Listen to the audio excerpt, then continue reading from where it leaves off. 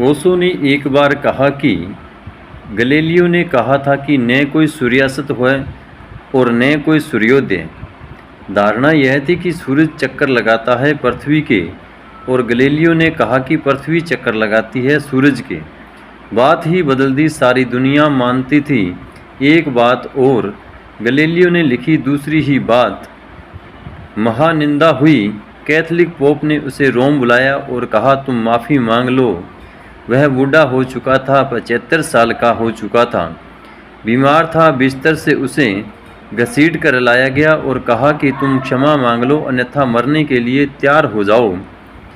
तब गैलीलियो बड़ा समझदार आदमी रहा होगा। बहुत कम लोगों ने उसकी समझदारी की प्रशंसा की है। लोग समझते हैं वह कायर था क्योंकि उसने क्षमा मांग ली। मैं ऐसा नहीं समझता, क्योंकि क्षमा उसने इस ढंग से मांगी कि वह कायरता नहीं बताती, वह उस आदमी की समझदारी बताती है।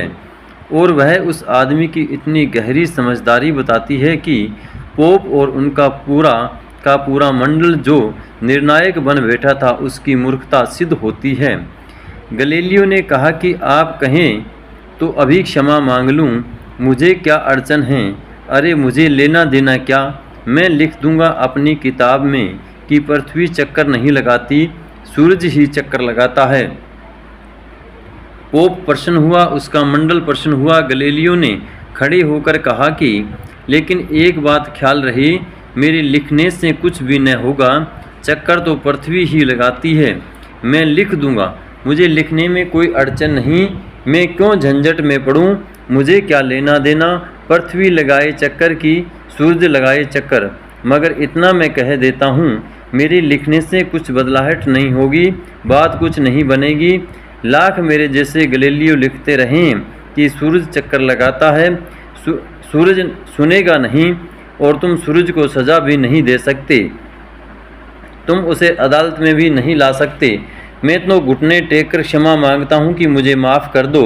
न मालूम किस पागलपन में मैंने यह बात लिख दी। सच्ची बातें कहनी ही नहीं चाहिए, सच्ची बातें कहने का परिणाम बुरा होता है। यह तो मैंने सुना था, आज देख भी लिया।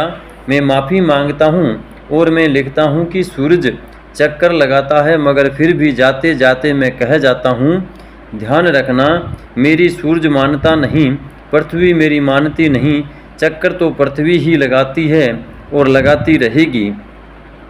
यह आदमी अद्भुत सूझबूझ का आदमी रहा होगा।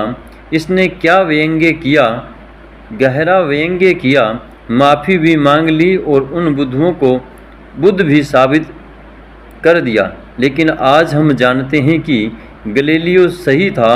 यह सनातन कथा है कि बहुत बार कांच कंचन होने का दावा करता है और भीड़ को जंचती है यह बात, क्योंकि कांच सस्ता मिल जाता है, बिना कीमत चुकाए मिल जाता है। ओशो सांच सांच सो सांच। ओशो के द्वारा कही गई बातें आपको अच्छी लगी हो तो हमारे चैनल को लाइक, शेयर और सब्सक्राइब जरूर करें। धन्यवाद।